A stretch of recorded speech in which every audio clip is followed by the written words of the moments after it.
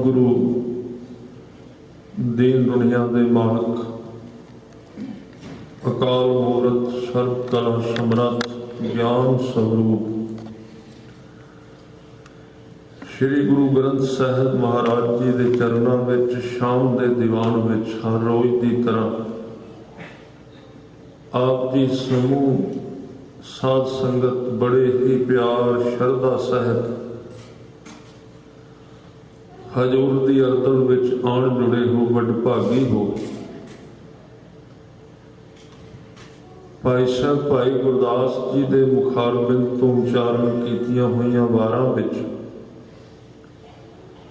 अज की पौड़ी विच आपां उन्हां वल्लों उच्चारण कीते हुए महान उपदेश अपने जीवन विच धारण करन दा यतन करांगे। जिवें कि ये पौड़ी गुरु नानक साहब जी के गुरपुरब नूं आम तौर पर जां उस तो पहला दीवाना विच प्रभात फेरियां विच जां गुरपुरब वाले दिन पढ़ी जाती है। इहदे विच विशेष तौर पर 3 उदाहरणां आरंभ विच दित्तियां। एक तो भाई साहब कहते धुंध पई होवे, धुंध विच कुछ नज़र नहीं आता ते जदों सूरज निकलता है वो धुंध जिहड़ी सहजे सहजे लहिंदी है ते दिसन लग पैंदा। सूरज निकलण नाल तारे दिसणे बंद हो जाते हैं और जिवें जंगल विच भावें हज़ारां ही पशु पंछी विचरते होण पर जदों शेर जिहड़ा है दहाड़दा है अपनी आवाज़ कढदा है ते सारे दे सारे जीव जंतु जंगल विच लुक जांदे। ये 3 उदाहरणां ने। इहदा भाव अर्थ है कि मनुख के जीवन विच साडे जीवन विच 2 चीज़ां दियां परमार है, एक ते हनेरा है एक धुंध है। हनेरे का मतलब अज्ञान, जिहड़ा काम असी कर रहे हैं उहदे प्रति असी जागे नहीं, इनू कहते अज्ञान। अज्ञान के अर्थ वैसे कई कढ़े जाते हैं। जे एक आदमी थोड़ा जिहा पढ़ गया वो कहता है पढ़िया नहीं, ये अज्ञानी है। ये कुछ हद तक अर्थ ठीक नहीं। विद्या तो बिना मनुख अज्ञानी है, पर एक गल ख्याल रखनी चाहिए है, उस अज्ञानी का एक इलाज है, क्योंकि वो मन लेंदा मैनू पढ़ना नहीं आउंदा, मैनू पता नहीं। ये जिहड़ी बस है किधर सफर कर रही है, पढ़े हुए तो पुछ के घट्टो घट विश्वास करके तुरते पैंदा। पर जे किसी मनुख के मन विच ज्ञान नहीं होवे ते वो किसी दे कहे ते वड्डे दे कहे ते गुरु दे कहे ते मार्ग ते ना तुरे, उहदा कोई इलाज नहीं है। हनेरे का अर्थ है कि साडे मन दे विच अज्ञान है। अज्ञान दे अर्थ ने, हनेरे दे अर्थ ने कि जिहड़ा असी कारज करने आ धर्म का उहदे विच साडा मन शामिल नहीं, इहनूं कहंदे आपां हनेरे विच करी जांदे। मन विच है नहीं, मन किते होर फिरदा है ते अंदरों बाहरों मनुख करी जांदा है। गुरु बाबा जी जिस दिन वे विचों परते सन ते उस दिन बाहरले पासे आके ਸ਼ਮਸ਼ਾਨ ਘਾਟ ਵਿੱਚ ਬੈਠ ਗਏ। ਉੱਥੇ ਪਹਿਲੀ ਆਵਾਜ਼ ਦਿੱਤੀ, ਨਾ ਕੋਈ ਹਿੰਦੂ ਨਾ ਕੋਈ ਮੁਸਲਮਾਨ। ਉਹ ਰਾਜ ਸੀ ਮੁਸਲਮਾਨਾਂ ਦਾ। ਕਾਜੀ ਜੀ ਆ ਗਏ, ਦੌਲਤ ਖਾਂ ਮੁਸਲਮਾਨ ਸੀ, ਉਹ ਵੀ ਆ ਗਏ। ਪਹਿਲਾਂ ਤੇ ਸਤਿਗੁਰੂ ਬੋਲਦੇ ਕੁਝ ਨਹੀਂ। ਸਾਰਿਆਂ ਨੇ ਕਿਹਾ, ਤੂੰ ਕਿਹਾ ਹਿੰਦੂ ਤੇ ਮੁਸਲਮਾਨ ਕੋਈ ਨਹੀਂ, ਫਿਰ ਕੌਣ ਹੈ ਇਸ ਧਰਤੀ ਤੇ? ਸਤਿਗੁਰਾਂ ਨੇ ਜਵਾਬ ਨਹੀਂ ਦਿੱਤਾ। ਪਰ ਜਦੋਂ ਦੌਲਤ ਖਾਂ ਆਇਆ, ਦੌਲਤ ਖਾਂ ਦਾ ਇੱਕ ਸ਼ਬਦ ਸੀ, ਨਾਨਕ ਖੁਦਾ ਕੇ ਵਾਸਤੇ ਬੋਲ। ਜਦੋਂ ਖੁਦਾ ਦਾ ਨਾਮ ਲਿਆ ਤੇ ਸਤਿਗੁਰੂ ਬੋਲੇ। ਹਜ਼ੂਰ ਨੇ ਕਿਹਾ, ਹਿੰਦੂ ਤੇ ਮੁਸਲਮਾਨ ਸਿਰਫ ਨਾਮ ਰਹਿ ਗਏ ਨੇ, ਕਰਨੀ ਨਹੀਂ। ਤੇ ਮੁੱਲਾ ਨੇ ਕਿਹਾ, ਜੇ ਦੋਵੇਂ ਇੱਕੋ ਜਿਹੇ ਨੇ, ਚਲੋ ਫਿਰ ਮਸੀਤ ਵਿੱਚ ਨਮਾਜ਼ ਪੜ੍ਹਦੇ ਆ। ਸਤਿਗੁਰਾਂ ਨੇ ਕਿਹਾ, ਕੋਈ ਗੱਲ ਨਹੀਂ, ਚਲੋ ਨਮਾਜ਼ ਮਸੀਤ ਵਿੱਚ ਚਲੇ ਜਾਂਦੇ। ਉਹ ਵੀ ਤਾਂ ਇੱਟਾਂ ਦੀ ਬਣੀ ਹੈ, ਮੰਦਰ ਵੀ ਇੱਟਾਂ ਦਾ ਬਣਿਆ ਹੈ। ਦੋਵਾਂ ਵਿੱਚ ਫਰਕ ਕੀ ਪੈ ਗਿਆ? ਉੱਥੇ ਪਹੁੰਚ ਗਏ, ਨਮਾਜ਼ ਸ਼ੁਰੂ ਹੋਈ। ਕਾਜੀ ਨੇ ਨਮਾਜ਼ ਪੜ੍ਹਾਉਣੀ ਸ਼ੁਰੂ ਕੀਤੀ। ਸਾਰੇ ਲੋਕ ਝੁਕੇ, ਜਿਵੇਂ ਕਿ ਸਿਜਦਾ ਕੀਤਾ ਜਾਂਦਾ ਹੈ, ਮੱਥਾ ਜ਼ਮੀਨ ਨੂੰ ਲਾਇਆ ਜਾਂਦਾ ਹੈ। ਕਾਜੀ ਵੀ ਝੁਕਿਆ। ਸਤਿਗੁਰੂ ਕੋਲ ਖੜੇ ਨੇ, ਕਾਜੀ ਵੱਲ ਵੇਖ ਕੇ ਹੱਸੀ ਜਾਂਦੇ ਨੇ। ਹੁਣ ਜਦੋਂ ਉਹਦੇ ਵੱਲੋਂ ਵੇਖ ਕੇ ਹੱਸੇ, ਕ੍ਰੋਧ ਹੋਰ ਵੱਧ ਗਿਆ। ਧਰਮੀ ਬੰਦੇ ਦੀ ਇੱਕ ਮੁਸੀਬਤ ਹੈ, ਕਾਹਲਾ ਬੜੀ ਜਲਦੀ ਪੈ ਜਾਂਦਾ। ਕੁਦਰਤੀ ਤੌਰ ਤੇ ਪਤਾ ਨਹੀਂ, ਇੰਨੀ ਜਲਦੀ ਸੋਚਦਾ ਨਹੀਂ। ਕਿਸੇ ਵੀ ਚੀਜ਼ ਨੂੰ ਬਹੁਤ ਘੱਟ ਬੰਦੇ ਨੇ ਜਿਹੜੇ ਸੋਚ ਕੇ ਸ਼ੁਰੂ ਕਰਦੇ ਨੇ ਗੱਲ। ਨਹੀਂ ਤਾਂ ਇੱਕ ਨੇ ਕਈ, ਦੂਜੇ ਨੇ ਤੀਸਰੇ, ਚੌਥੇ ਨਾਲ ਰਲ ਗਏ, ਟੋਲੀ ਚਾਰ ਪਿੱਛੇ ਲੱਗ ਗਏ। ਸੱਚ ਜਾਣੋ, ਜਦੋਂ ਆਪਾਂ ਵੇਖਨੇ, ਮੈਂ ਵੇਖਣਾ ਕਈ ਵਾਰੀ, ਇੱਕ ਬੰਦਾ ਇੱਕ ਗੱਲ ਕਰਦਾ, ਉਸ ਗੱਲ ਵਿੱਚ ਕੱਖ ਵੀ ਨਹੀਂ, ਬਿਲਕੁਲ ਕੋਈ ਵਿਵਾਦ ਨਹੀਂ, ਹੋ ਕੋਈ ਕੁਝ ਵੀ ਨਹੀਂ, ਨਾ ਉਹ ਮਸਲਾ ਹੈ। ਦੋ ਇਕੱਠੇ ਹੋਏ, ਚਾਰ ਹਮਾ ਤੁਮਾ ਮੇਲ ਇਕੱਠਾ ਹੋ ਗਿਆ, ਸਹਿਜੇ ਸਹਿਜੇ ਜਲੂਸ ਨਿਕਲ ਗਿਆ ਗੱਲ। ਉਹ ਐਸਾ ਮਸਲਾ ਬਣਿਆ ਵੀ ਸਾਰੇ ਲੋਕਾਂ ਦਾ ਦਿਮਾਗ ਉੱਥੇ ਖੜਾ ਕਰਤਾ। ਇਸੇ ਤਰ੍ਹਾਂ ਸਤਿਗੁਰੂ ਉੱਥੇ ਗਏ, ਹਜ਼ੂਰ ਨੇ ਵੇਖਿਆ ਤੇ ਮੁਸਕਾਏ। ਕਾਜੀ ਵੀ ਝੁਕਦਾ ਸੀ, ਲੋਕ ਵੀ ਝੁਕਦੇ ਸਨ। ਬੜੀ ਵੱਡੀ ਚੋਟ ਵੱਜਦੀ ਸੀ ਨਮਾਜ਼ ਦੇ ਵੇਲੇ, ਕੋਈ ਹੱਸੇ। ਕਾਜੀ ਕ੍ਰੋਧ ਵਿੱਚ ਆ ਗਿਆ। ਕ੍ਰੋਧ ਵਿੱਚ ਆ ਕੇ ਨਮਾਜ਼ ਮੁਕਾਈ, ਖਤਮ ਕੀਤੀ ਜਲਦੀ ਜਲਦੀ। ਬਸ ਖਤਮ ਹੁੰਦਿਆਂ ਸਾਰ ਦੌੜ ਕੇ ਗੁਰੂ ਨਾਨਕ ਸਾਹਿਬ ਕੋਲ ਆਇਆ। ਦੌਲਤ ਖਾਨ ਨੂੰ ਕਹਿੰਦਾ, ਤੁਸੀਂ ਵੇਖਿਆ ਇਹਨੇ ਸਾਡੇ ਧਰਮ ਨੂੰ ਮਖੌਲ ਕੀਤਾ। ਹਜ਼ੂਰ ਨੇ ਕਿਹਾ, ਕਾਜੀ ਸਾਹਿਬ ਨਮਾਜ਼ ਪੜ੍ਹਦੇ ਸੀ ਕਿ ਐਕਸਰਸਾਈਜ਼ ਕੀ ਕਰ ਰਹੇ ਸੀ? ਇਹਦੇ ਨਾਲ ਸਰੀਰ ਥੱਕ ਜਾਏਗਾ, ਨੀਂਦ ਚੰਗੀ ਆ ਜਾਏਗੀ। ਧਰਮ ਨਹੀਂ ਹੈ, ਧਰਮ ਹੋਰ ਚੀਜ਼ ਹੈ। ਇਹ ਤੁਸੀਂ ਕਸਰਤ ਕਰ ਰਹੇ ਹੋ। ਕਸਰਤ ਕਰਨੀ ਹੈ, ਪਹਿਲਵਾਨੀ ਕਰਨੀ ਹੈ, ਬਾਹਰ ਕਰੋ, ਅਖਾੜਾ ਬਣਾਓ, ਮਿੱਟੀ ਪੋਲੀ ਕਰੋ, ਵਿੱਚ ਛਾਲਾ ਮਾਰੋ। ਇਹ ਹੈ ਤਰੀਕਾ, ਇਹ ਧਰਮ ਥੋੜੀ ਹੈ। ਸਰੀਰ ਨੂੰ ਹਿਲਾਈ ਜਾਣਾ, ਝੁਕੀ ਜਾਣਾ, ਉੱਠੀ ਜਾਣਾ। ਨਮਸਕਾਰ ਹੈ ਕੀ? ਸਿਜਦਾ ਹੈ ਕੀ? ਇਹ ਸਿਜਦਾ ਇਸ ਵਾਸਤੇ ਸੀ ਕਿ ਸਰੀਰ ਨੂੰ ਝੁਕਾ ਕੇ ਪਤਾ ਲੱਗੇ ਮੇਰਾ ਮਨ ਵਿੱਚੋਂ ਨਹੀਂ ਝੁਕਦਾ, ਉਹ ਆਕੜਿਆ ਹੋਇਆ। ਉਸ ਆਕੜ ਦੀ ਤਸਵੀਰ ਸਾਡੇ ਸਾਹਮਣੇ ਆਏ। ਸਿਰ ਝੁਕਾਉਣਾ ਤਾਂ ਜ਼ਰੂਰੀ ਹੈ, ਨਮਾਜ਼ ਤਾਂ ਜ਼ਰੂਰੀ। ਸਤਿਗੁਰੂ ਨੇ ਕਿਹਾ, ਕਾਜੀ ਸਾਹਿਬ ਨਮਾਜ਼ ਤੁਹਾਡਾ ਸਰੀਰ ਪੜ੍ਹ ਰਿਹਾ ਸੀ, ਤੁਸੀਂ ਨਹੀਂ ਸੀ ਪੜ੍ਹ ਰਹੇ। ਪਹਿਲੀ ਵਾਰੀ ਇੰਨੀ ਉਮਰ ਦਾ ਮੁੱਲਾ ਜਿਸ ਨੇ ਇਹ ਗੱਲ ਸੁਣੀ ਕਿ ਆਦਮੀ ਦਾ ਸਰੀਰ ਵੱਖਰਾ ਹੈ ਤੇ ਆਦਮੀ ਵੱਖਰਾ ਹੁੰਦਾ ਹੈ, ਪਹਿਲੀ ਵਾਰੀ ਪਤਾ ਲੱਗਾ। ਇਹ ਨਾ ਸਮਝਣਾ ਕਾਜੀ ਨੂੰ ਪਹਿਲੀ ਵਾਰੀ ਪਤਾ ਲੱਗਾ ਹੈ। ਬਹੁਤੇ ਧਰਮੀ ਬੰਦਿਆਂ ਨੂੰ ਇਹ ਪਤਾ ਨਹੀਂ ਲੱਗਦਾ ਵੀ ਸਰੀਰ ਇੱਕ ਵੱਖਰੀ ਹੈ ਤੇ ਆਪਾਂ ਵੱਖਰੇ ਹਾਂ। ਇੱਕ ਚੀਜ਼ ਵੱਖਰੀ ਹੈ, ਆਪਾਂ ਉਹਦੇ ਸਵਾਰ। ਸਰੀਰ ਤੇ ਇੱਕ ਸਵਾਰੀ ਜਿਹਦੇ ਉੱਤੇ ਬਹਿ ਕੇ ਆਪਾਂ ਗੁਰੂ ਸਾਹਿਬ ਕੋਲ ਆਉਣਾ ਸੀ ਗੁਰਦੁਆਰੇ। ਸਵਾਰੀ ਨਾ ਹੁੰਦੀ ਕਿਵੇਂ ਹੁੰਦੇ? ਇਹ ਲੈ ਕੇ ਆਈ ਸਾਨੂੰ ਸਵਾਰੀ। ਸਰੀਰ ਇੱਥੇ ਆ ਗਿਆ। पर कदी धन गुरु रामदास जी नूं सुनिया हुंदा भी देह तेजन जी राम उपाइया राम। देह घोड़ी है तेरी, तेजन दे अर्थ ने घोड़ी, ये तेनों चुक के ले जाती जिथे तू जाना हुंदा, तू शरीर नहीं है। पहली बारी काजी साहब ने सुनिया जदों गुरु साहब ने कहा काजी जी तुहाडा शरीर नमाज पढ़दा सी, तुसी नहीं सो पढ़दे। उन्हें कहा मैं वखरा ते शरीर कोई होर हुंदा? कहंदे हाँ, पढ़ो कुरान नूं, ਉਹਦੇ ਵਿੱਚ ਕੀ ਲਿਖਿਆ। ਜਿੱਦਣ ਤੁਹਾਨੂੰ ਇਹ ਡਿਫਰੈਂਸ, ਇਹ ਵੱਖਰਾਪਣ ਤੁਹਾਡੇ ਵਿੱਚ ਨਹੀਂ ਆਉਂਦਾ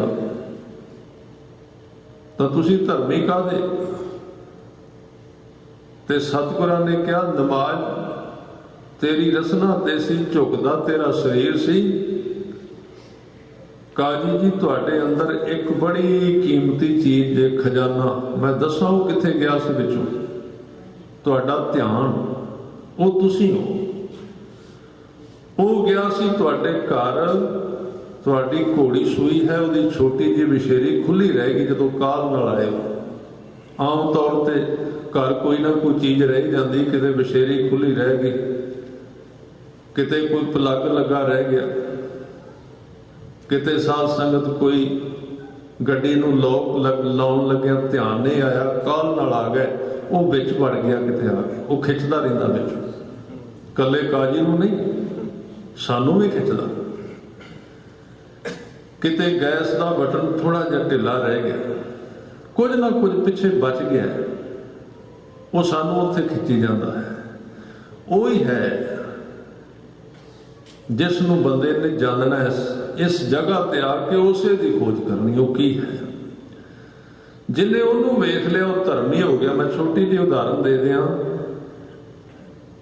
ਹਰ ਇੱਕ ਕੰਮ ਨੂੰ ਕਰਨ ਵਾਸਤੇ, ਜੇ ਕੋਈ ਕੰਮ ਕਰਨਾ ਹੈ ਨਾ, ਉਹਦੇ ਵਾਸਤੇ ਇੱਕ ਅੰਗ ਦਿੱਤਾ ਹੈ ਖਿਆਲ ਰੱਖਣਾ। ਕੋਈ ਵੀ ਕੰਮ ਹੈ, ਜੇ ਅੰਗ ਨਹੀਂ ਉਹ ਕੰਮ ਨਹੀਂ ਹੋਵੇਗਾ, ਖਿਆਲ ਰੱਖਣਾ। ਉਸ ਅੰਗ ਨੂੰ ਵੇਖਣਾ ਪਏਗਾ, ਕੰਮ ਬਾਅਦ ਵਿੱਚ ਹੋਏਗਾ। ਕਿਸੇ ਵਿਦਿਆਰਥੀ ਨੇ ਪੈਨ ਲੈ ਕੇ ਲਿਖਣਾ ਹੈ, ਹੱਥ ਨਾ ਹੋਵੇ ਕਿਵੇਂ ਲਿਖੇਗਾ? ਹੱਥ ਸਾਧਨ ਹੈ, ਹੱਥ ਦੀ ਵਰਤੋਂ ਕਰਨੀ ਪਏਗੀ। ਰੋਟੀ ਖਾਣੀ ਹੈ, ਹੱਥ ਚਾਹੀਦਾ। ਹੱਥ ਕੰਮ ਨਾ ਕਰਿਆ, ਬੱਚੇ ਨੂੰ ਉਹਦੀ ਮਾਂ ਰੋਟੀ ਕਿਉਂ ਖਵਾਉਂਦੀ? ਹੱਥ ਕੰਮ ਨਹੀਂ ਕਰਦਾ। ਹੱਥ ਕੰਮ ਨਹੀਂ ਕਰਦਾ, ਰੋਟੀ ਸਾਹਮਣੇ ਪਈ ਨਹੀਂ ਖਾ ਸਕਦਾ। ਸਾਹਮਣੇ ਕੁਝ ਵੇਖਣਾ ਹੈ ਤੇ ਉਹਦਾ ਵੇਖਣ ਵਾਲਾ ਇੱਕ ਅੰਗ ਹੈ, ਉਹ ਹੈ ਅੱਖ। ਅੱਖ ਨਹੀਂ ਦਿਸੇਗਾ ਨਹੀਂ। ਜੇ ਕੁਝ ਸੁਣਨਾ ਹੈ ਤੇ ਉਹਦਾ ਇੱਕ ਅੰਗ ਹੈ, ਉਹਦਾ ਇੱਕ ਯੰਤਰ ਹੈ, ਕੰਨ। ਕੰਨ ਨਹੀਂ ਤੇ ਸੁਣਿਆ ਨਹੀਂ ਜਾਏਗਾ। ਤੇ ਇੱਕ ਥਾਂ ਤੋਂ ਦੂਜੀ ਥਾਂ ਤੇ ਜਾਣਾ, ਉਹਦਾ ਇੱਕ ਅੰਗ ਹੈ, ਉਹਦਾ ਅੰਗ ਨੇ ਪੈਰ। ਪੈਰਾਂ ਤੋਂ ਬਿਨਾਂ, ਲੱਤਾਂ ਤੋਂ ਬਿਨਾਂ ਕਿਵੇਂ ਜਾਵਾਂਗੇ? ਇਸੇ ਤਰ੍ਹਾਂ ਸਰੀਰ ਦੇ ਬਾਹਰ ਕੰਮ ਕਰਨ ਵਾਲੀ ਯੰਤਰ ਨੇ, ਅੰਗ ਨੇ, ਜੇ ਉਹ ਨਾ ਹੋਣ ਤੇ ਕੰਮ ਨਹੀਂ ਹੁੰਦਾ। ਪਰ ਨਾਮ ਜਪਣਾ ਵੀ ਇੱਕ ਕੰਮ ਹੈ, ਉਹਦਾ ਇੱਕ ਅੰਗ ਹੈ ਬੰਦੇ ਦੀ ਸੁਰਤ। ਸੁਰਤ ਨਾ ਹੋਵੇ ਤੇ ਨਾਮ ਨਹੀਂ ਜਪਿਆ। ਇਸ ਕਰਕੇ ਕਹਿੰਦੇ ਨਾਮ ਬਾਅਦ ਵਿੱਚ ਪਹਿਲਾਂ ਸੁਰਤ ਜਗਾ। ਜਿਹਦੇ ਨਾਲ ਅੰਗ ਤੇ ਹੋਵੇ ਨਾ ਕੋਲ, ਹੱਥ ਹੈ ਤੇ ਕੰਮ ਹੋਵੇਗਾ। ਪਰ ਅਸੀਂ ਸਾਰੇ ਕੰਮ ਅੰਗਾਂ ਨਾਲ ਕਰਦੇ ਹਾਂ, ਬਸ ਨਾਮ ਹੀ ਇਕੱਲਾ ਜਿਹੜਾ ਬਿਨਾਂ ਅੰਗ ਤੋਂ ਜਪੀ ਜਾਂਦੇ। ਰਸਨਾ ਜਪੀ ਜਾਂਦੀ, ਉੱਥੇ ਅੰਗ ਹੈ ਹੀ ਨਹੀਂ, ਸੁਰਤ ਹੈ ਹੀ ਕੋਈ ਨਹੀਂ ਉੱਥੇ। ਕਾਜੀ ਨੂੰ ਕਿਹਾ, ਕਾਜੀ ਜੀ ਤੁਹਾਡਾ ਨਾਮ ਬੇਅੰਗ, ਅੰਗ ਰਹਿਤ ਹੈ, ਬੋਲ ਰਹੇ ਹੋ, ਅੰਗ ਨਹੀਂ ਉਹਦੇ ਵਾਸਤੇ, ਕੰਮ ਨਹੀਂ ਕਰ ਰਿਹਾ। ਇਸ ਕਰਕੇ ਗੁਰੂ ਨਾਨਕ ਸਾਹਿਬ ਨੇ ਜਿਸ ਵਕਤ ਆਪਣੀ ਜੋਤ ਰੱਖਣੀ ਸੀ, ਸ਼ਾਇਦ ਉਦੋਂ ਭਾਈ ਲਹਿਣਾ ਜੀ ਦਾ ਨਾਮ ਬਦਲ ਕੇ ਤਾਂ ਹੀ ਅੰਗਦ ਰੱਖਿਆ ਸੀ। ਅੰਗਦ, ਅੰਗਦ ਰੱਖੀ ਤਾਂ ਸੀ ਕਿ ਧਰਮੀ ਵਿਅਕਤੀ ਉਹ ਜਿਹਦਾ ਅੰਦਰ ਅੰਗ ਕੰਮ ਕਰ ਰਿਹਾ ਹੈ, ਬੇਅੰਗ ਨਹੀਂ। ਔਰ ਮੈਂ ਵੀ ਬੇਨਤੀ ਕਰਦੇ ਹਾਂ, ਜਨਮ ਲੈਣ ਤੋਂ ਪਹਿਲਾਂ ਕੋਈ ਅੰਗ ਕੰਮ ਨਹੀਂ ਸੀ ਕਰਦਾ ਸਾਡਾ ਮਾਂ ਦੇ ਸਰੀਰ ਵਿੱਚ। ਨਾ ਅੱਖ ਵੇਖਦੀ ਸੀ, ਕੰਨ ਸੁਣਦਾ ਕੋਈ ਨਹੀਂ ਸੀ, ਹੱਥ ਪੈਰ ਜਨਮ ਲਿਆ ਡਿੱਗ ਪਏ ਜਿੱਧਰ ਦਾ ਲਿਆ, ਪੈਰ ਕੰਮ ਨਹੀਂ ਸਨ ਕਰਦੇ, ਪਤਾ ਹੀ ਕੋਈ ਨਹੀਂ ਸੀ ਕਿੱਥੇ ਜਾ ਰਹੇ ਹਾਂ, ਕੌਣ ਹੈ ਧਰਮ, ਕੌਣ ਹੈ ਮਾਂ। पर उस थां ते कोई अंग काम नहीं सी करदा शरीर दा, उत्थे आ अंग काम करदा सी जिहड़ा हुण बंद हो गया। बंदे दी सुरत उदों काम करदी सी। गुरु ग्रंथ साहिब जी नूं पढ़ के वेखो, पहले पैरे रहण के वणजारिया मित्रा, हुक्म भया गरबास उर्द तप अंतर करे वणजारिया मित्रा, खसम छेती अरदास। सुरत उत्थे काम कर रही सी। ज्यों ही जन्म लिया, पहले श्वास दे नाल ਉਹ अंग काम करना बंद कर गया तो बाहर लिया में चालू है। ये पहली दुर्घटना है बंदे दे जीवन, पहला एक्सीडेंट है। जन्म लेंदिया सार श्वास आउण नाल वो सिस्टम बंद हो गया, अंदरों वो अंदरला बंद हो गया, बाहरले चल पे। 9 द्वारे प्रगट किए, 10वां गुप्त रखाया, अंदरला बंद हो गया। तो मैं भी बेनती करदे हां जिथे आके बैठे हां, बस ਇਹਦੇ वास्ते परत के वो चल पवे ਜਿਹੜਾ बंद होया सी जन्म समय, इस वास्ते। जे वो नहीं चलिया ते ਜਿਹੜੀ गल बाबे नानक ने काजी नूं कही सी, सानू बख्शणगे नहीं, असीं एवें अपने हंकार नूं चुकी फिरने आ बई बाकी दे सारे ते। ਇਹ गल ते मुसलमान कहंदे सन ਜਿਹੜੀ ਆਪਾਂ ਕਹਿਣ ਲੱਗ ਪਏ। ਉਹ ਕਹਿੰਦੇ ਸਨ ਅਸੀਂ ਜਾਣਾ जन्नत ਵਿੱਚ, आ बाकी सारे दोजख ਵਿੱਚ सड़नगे। ਅਸੀਂ ਕੀ ਕਰਨੇ ਆ? ਅਸੀਂ ਕਹਿੰਦੇ ਆ ਜੀ ਸਾਡੇ ਗੁਰੂ ਬੜੇ ਮਹਾਨ ਨੇ, 10 ਗੁਰੂ ਨੇ, ਇੱਕ ਤੇ ਬਚਾਏ ਗਏ ਨਾ ਵਿੱਚੋਂ, ਜੋ ਮਰਜ਼ੀ ਕਰੋ, ਸ਼ਰਾਬਾਂ ਪੀਓ, ਝੂਠ ਬੋਲੋ, ਕੀ ਪ੍ਰਵਾਹ ਹੈ? ਉਹ ਕੀ ਕਹਿੰਦੇ ਸਨ? ਉਹਨਾਂ ਨੇ ਵੀ ਇਹ ਕਿਹਾ ਸੀ ਵੀ ਕਰੋ ਜੋ ਮਰਜ਼ੀ, ਹੁਣ ਤੁਸੀਂ ਮੁਸਲਮਾਨ ਹੋ, ਤੁਹਾਨੂੰ ਕੋਈ ਪ੍ਰਵਾਹ ਨਹੀਂ। ਸਤਿਗੁਰੂ ਨੇ ਕਹਿ ਦਿੱਤਾ ਨਹੀਂ। ਉਹਨਾਂ ਨੇ ਮੱਕੇ ਵਿੱਚ ਕਿਹਾ ਸੀ, ਬਾਬਾ ਆਖੇ ਹਾਜੀਆਂ शुभ अमलों बाजों दोनों रोई। ये दोवें सन मुसलमान और हिंदू। ते जदों गुरु साहब का वक्त गया ना,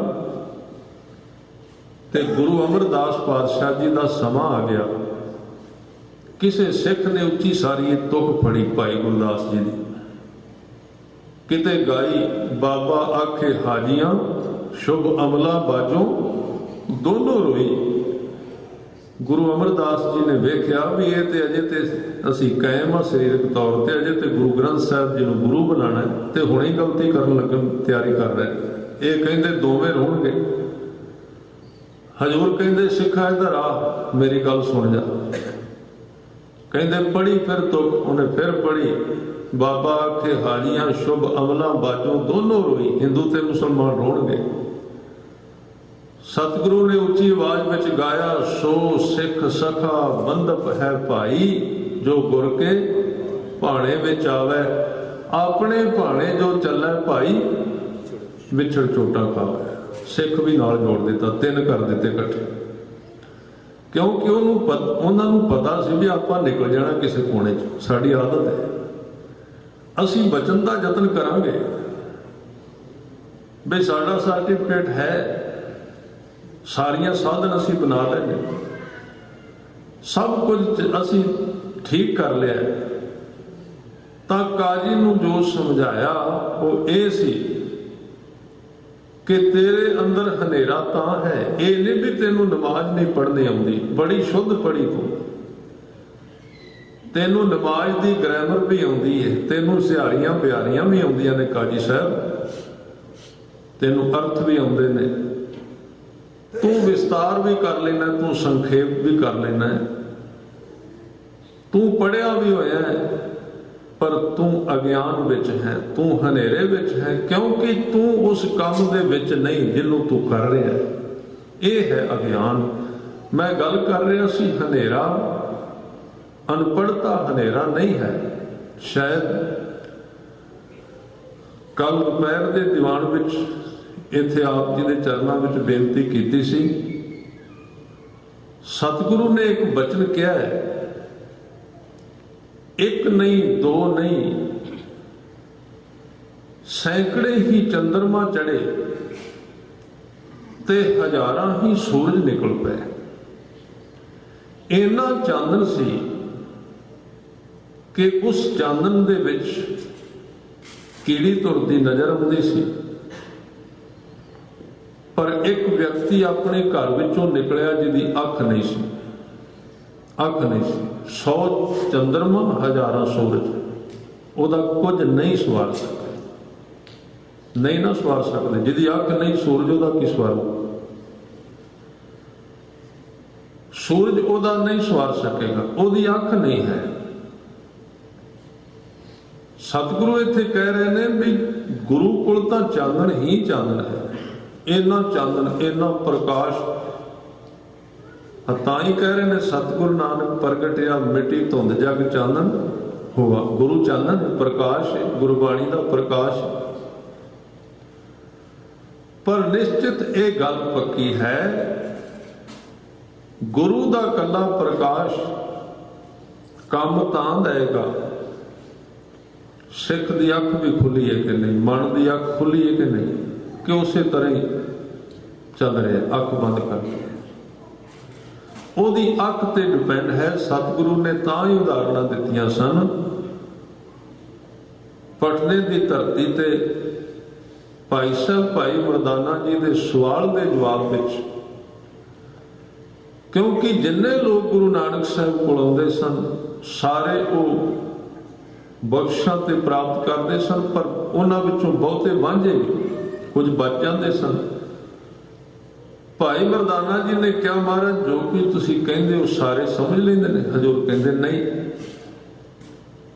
ਉਹਨਾਂ ਨੇ ਇੱਕ ਉਦਾਹਰਨ ਦਿੱਤੀ ਹੈ, ਕਹਿੰਦੇ ਮਰਦਾਨਿਆਂ, ਦੀਵੇ 50 ਬਾਲ ਤੇ ਇੱਕ ਅੰਧੇ ਆਦਮੀ ਦੇ ਸਾਹਮਣੇ ਕਿਤਾਬ ਰੱਖ ਕੇ ਨਾ 50 ਦੀਵੇ ਬਾਲ ਕੇ ਉਹਨੂੰ ਕਹਿ ਵੀ ਆ ਪੜ੍ਹੀ ਜਰਾ ਕਿਤਾਬ ਵਿੱਚ ਕੀ ਲਿਖਿਆ ਹੈ, ਉਹ ਪੜ੍ਹੇਗਾ, ਅੱਖਰ ਵੀ ਸਾਫ਼। ਦੀਵਾ ਇੱਕ ਨਹੀਂ 50, ਇੰਨੀ ਤੇਜ਼ ਰੋਸ਼ਨੀ, 50 ਦੀਵਿਆਂ ਦੇ ਵਿੱਚੋਂ ਇੱਕ ਅੱਖਰ ਨਹੀਂ ਪੜ੍ਹ ਸਕੇ। ਤੇ ਭਾਈ ਮਰਦਾਨਾ ਜੀ ਕਹਿੰਦੇ ਮਹਾਰਾਜ ਪੜ੍ਹੇਗਾ ਕਿਵੇਂ, ਉਹਦਾ ਗੁਨਾਹ ਕੀ, ਉਹਦੀ ਅੱਖ ਕੋਈ ਨਹੀਂ ਜੇ। ਸਤਿਗੁਰੂ ਨੇ ਕਿਹਾ ਸੀ, ਮਰਦਾਨਿਆਂ ਇਸੇ ਤਰ੍ਹਾਂ ਸਾਡਾ ਉਪਦੇਸ਼, ਰੱਬ ਦਾ ਉਪਦੇਸ਼, ਗੁਰੂ ਦਾ ਉਪਦੇਸ਼ ਤੇ ਬਹੁਤ ਹੀ ਵੱਡਾ ਹੈ। ਜਿੰਨਾ ਚਿਰ ਸਿੱਖ ਅੱਖ ਨਹੀਂ ਖੋਲਦਾ, ਮਨ ਨਹੀਂ ਤਿਆਰ ਕਰਦਾ, ਉਹਨਾਂ ਚਿਰ ਗੁਰੂ ਦਾ ਉਪਦੇਸ਼ ਉਹਨੂੰ ਕੰਮ ਨਹੀਂ ਦੇਗਾ। ਅੱਖ ਖੋਲਣੀ ਬਹੁਤ ਜ਼ਰੂਰੀ ਹੈ। ਇੱਥੇ ਅਸੀਂ ਬੜੀ ਜ਼ਿੰਦਗੀ ਖੜੇ ਰਹਾਂਗੇ। ਇਸ ਚੀਜ਼ ਦਾ ਅਸੀਂ ਨਜਾਇਜ਼ ਫਾਇਦਾ ਉਠਾ ਲਿਆ ਕਿ ਗੁਰੂ ਨੇ ਸਭ ਕੁਝ ਕਰ ਦੇਣਾ ਹੈ। ਇਹ ਦਸ਼ਾ ਬ੍ਰਹਮ ਕੋਟੀ ਦੀ ਸੀ। ਉਸ ਕਲਾਸ ਵਿੱਚ ਜਾ ਕੇ ਖਿਆਲ ਰੱਖਣਾ, ਗੁਰੂ ਗ੍ਰੰਥ ਸਾਹਿਬ ਵਿੱਚ ਜਿੱਥੇ ਜਿੱਥੇ ਆਇਆ ਨਾ, ਕੀਤਾ ਕਰਨਾ ਸਰਬ ਰਜਾਈ, ਕਿਛ ਕੀਚੈ ਜੇ ਕਰ ਸਕੀਐ, ਆਪਣਾ ਕੀਤਾ ਕਿਛੂ ਨਾ ਹੋਵੇ, ਜੋ ਹਰ ਭਾਵੈ ਤਿਉ ਰੱਖੀਐ। ਜੋ ਕਰਦਾ ਉਹ ਹੀ ਹੁੰਦਾ, ਜੋ ਕਰੇਗਾ ਉਹ ਹੀ ਹੋਵੇਗਾ। ਅਸੀਂ ਜੰਤਰ ਹਾਂ, ਮੈਂ ਕਰ ਹੀ ਕੁਝ ਨਹੀਂ ਸਕਦਾ, ਉਹ ਹੀ ਕਰਾ ਰਿਹਾ, ਉਹ ਹੀ ਮੈਨੂੰ ਤੋੜ ਰਿਹਾ, ਉਹ ਹੀ ਮੈਨੂੰ ਜਿਵਾ ਰਿਹਾ, ਉਹ ਹੀ ਸਿੱਧੇ ਰਾਹ ਤੇ ਤੋੜ ਰਿਹਾ। ਇਹ ਪਤਾ ਕਿਹੜੀ ਕਲਾਸ ਦੀ ਬੁੱਕ ਹੈ? ਇਹ ਕਿਹੜੀ ਕਲਾਸ ਦੀ? ਜਿੱਥੇ ਆਪਾਂ ਖੜੇ ਆ ਉੱਥੇ ਨਹੀਂ। ਇਹ ਕਲਾਸ ਹੈ ਬ੍ਰਹਮ ਗਿਆਨੀ ਦੀ। ਉਹਦਾ ਸਰੀਰ ਬਚ ਜਾਂਦਾ, ਬਾਕੀ ਸਾਰਾ ਖਤਮ ਹੋ ਜਾਂਦਾ, ਰੱਬ ਹੀ ਚੱਲੀ ਜਾਂਦਾ ਵਿੱਚ। ਉਹ ਕਹਿੰਦਾ ਮੈਂ ਕੁਝ ਨਹੀਂ ਕਰ ਰਿਹਾ। ਇਹ ਉਹਦੀ ਦਸ਼ਾ ਹੈ। ਜਿੱਥੇ ਆਪਾਂ ਖੜੇ ਆ ਆਪਾਂ ਕਹਿ ਦਈਏ ਮੈਂ ਕੁਝ ਨਹੀਂ ਕਰ ਰਿਹਾ, ਬੜੀ ਗਲਤੀ, ਬਹੁਤ ਵੱਡੀ। ਕਿਉਂਕਿ ਅਜੇ ਅੰਦਰ ਤੇ ਹੰਕਾਰ ਖੜਾ ਹੈ, ਜਿੱਤੇ ਤੋੜਨ ਦੀ ਲੋੜ ਹੈ। ਜਿੱਦਣ ਤੂੰ ਕਰਤਾ ਤੂੰ ਹੁਆ, ਮੁਝ ਮੈਂ ਰਹਾ ਨਾ ਹੂੰ, ਜਬ ਆਪਾ ਪਰਕਾ ਮਿਟ ਗਿਆ, ਜਤ ਦੇਖਾਂ ਤਤ ਤੂੰ। ਇਹ ਸਾਰੇ ਸ਼ਬਦ ਇਸ ਕਲਾਸ ਵਿੱਚ ਜਾ ਕੇ ਕਹੇ ਜਾਂਦੇ ਨੇ ਕਿ ਉਹ ਹੀ ਕਰਦਾ, ਮੈਂ ਕੁਝ ਨਹੀਂ ਕਰ ਰਿਹਾ, ਉਹ ਹੀ ਕਰਦਾ। ਪਰ ਜਿੱਥੇ ਅਸੀਂ ਖੜੇ ਹਾਂ ਅਸੀਂ ਆਪਣੇ ਨਾਲ ਇਹ ਸ਼ਬਦ ਬੰਨ੍ਹ ਲੈਂਦੇ, ਅਸੀਂ ਉਹ ਸ਼ਬਦ ਤਿਆਗ ਦਿੱਤੇ ਨੇ ਕਿ ਕਰੋ ਯਤਨ ਜੇ ਹੋਏ ਮਿਹਰਬਾਨਾ। ਯਤਨ ਕਰੀਏ, ਉਦਮ ਕਰੀਏ, ਭਾਵੇਂ ਕਿਤੇ ਨਾ ਪਹੁੰਚਿਆ ਜਾਏ ਉਦਮ ਦੇ ਨਾਲ, ਭਾਵੇਂ ਕਿਤੇ ਵੀ ਨਾ ਹੱਥ ਪਵੇ, ਪਰ ਸਿੱਖ ਉਹ ਜਿਹਦੇ ਵਿੱਚ ਜਗਿਆਸਾ ਹੈ, ਸਿੱਖ ਉਹ ਜੋ ਕੁਝ ਖੋਜ ਰਿਹਾ ਹੈ। ਉਹ ਬੈਠਦਾ ਨਹੀਂ, ਉਹ ਲੱਭਦਾ ਹੈ, ਖੋਜਦਾ ਹੈ। ਇੱਕ ਵਚਨ ਗੁਰੂ ਅਰਜਨ ਦੇਵ ਜੀ ਨੇ ਕਿਹਾ, ਇਹੀ ਵਚਨ ਬਾਈਬਲ ਵਿੱਚ ਹੈ। ਈਸਾ ਨੇ ਆਪਣੇ ਅਨੁਯਾਈਆਂ ਨੂੰ ਕਿਹਾ ਸੀ, ਉਹ ਦੋਵੇਂ ਇਕੱਠੇ। ਗੁਰੂ ਅਰਜਨ ਦੇਵ ਜੀ ਕਹਿੰਦੇ, ਪਾਇਓ ਬਾਲ ਬੁੱਧ ਸੁਖ ਰੇ, ਮੈਂ ਬੱਚੇ ਵਾਲੀ ਬੁੱਧੀ ਨਾਲ ਸੁਖ ਲੱਭਾ। ਈਸਾ ਨੂੰ ਕਿਸੇ ਪੁੱਛਿਆ ਸੀ कि जिसनों तू रब कहना उहदे घर विच एंट्री प्रवेश किवें हो सकदा है। पर एक बच्चा खेड रहा सी, वो चुक लिया जाके ईसा मसीह ने, कहते जदों इस तरह के हो जाओगे उदों लभ जाएगा। बच्चे नूं क्यों किया? क्योंकि तुसीं वेखोगे बच्चे कुछ ना कुछ लभदे रहिंदे, बहणगे नहीं, टिकणगे नहीं, कुछ ना कुछ खोजणगे, मिट्टी फुल्लणगे, किते ना किते हथ मारनगे, जिहड़ी चीज उहनूं परत परत के वेखणगे, जिहड़ी चीज वल वेखणगे बार बार उन्हां दे मन विच खोज उठेगी, मैं कुछ खोजां, कुछ वेखां, ये की है, ये की है, बड़ी खोज करते हैं। वो मिट्टी दे मादो नहीं हम खोजते ने, लभदे ने। इस करके क्या है, जिथे बच्चे विच भोलापन है, जिथे सरलता है, उत्थे उहदे विच खोज भी है, जरूरी खोजदा है, वो लभदा है कि वो तो एक खिडौने नूं भी लभदा है, खिडौना भी नहीं बचदा उहदी खोज तो, खिडौने नूं चौहां पासों पलट पलट के वेखेगा ये की है। बस ये आप ही जिन्होंने गुरु ग्रंथ साहिब पातशाह जी के कोल बैठे रहे सारी उम्र, पर कदी ये खोजन का यतन नहीं किया। सतगुरु स्पष्ट तौर पर यह आदेश दे रहे हैं बाणी। गुरु तेग बहादुर साहब कहते सिख, क्योंकि उन्होंने कोल बहिंदे सन फकीर आदि बहुत सारे खोजी, नौवें पातशाह ने 28 साल तक निरंतर खोज की, निरंतर बाबे बकाले विच खोज की, सिमरन किया, चिंतन किया। जदों खोज शब्द हुंदा है ना, उदों ध्यान रखो, खोजन का अर्थ इकल्लियां पोथियां ना समझ लेना। खोजन का अर्थ सवालों के जवाब लभने, किताबां लिखणियां, ज्ञान इत्थों तक सीमित नहीं है।